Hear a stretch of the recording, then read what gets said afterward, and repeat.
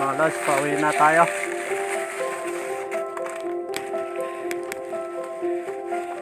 Ako dadaan.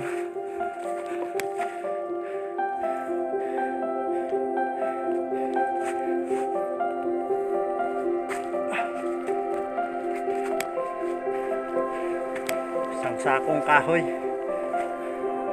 Sigurado marami nang maluluto nito. Napakabigat.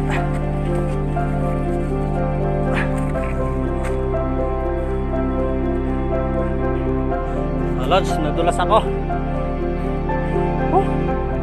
Yan.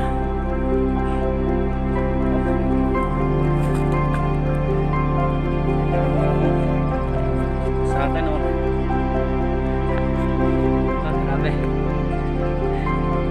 Napakabigat. Napakadulas ng daan.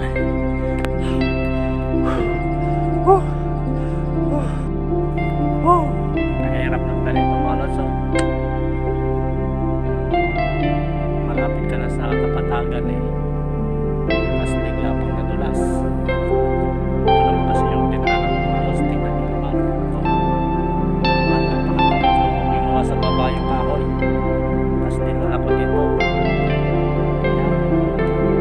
Mas bigla pa ako nadulas.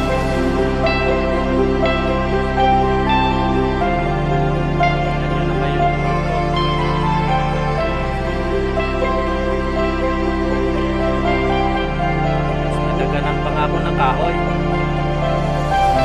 lang ganyan ang buhay, mahirap sisigaw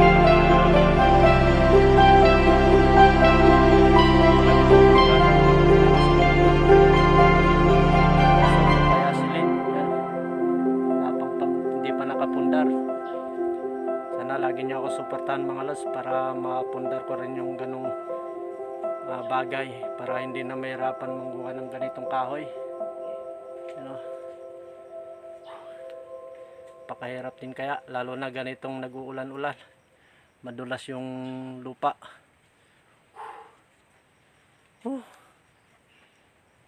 Talaga mga lods. Ay sabagay, tawan na lang natin ang hirap.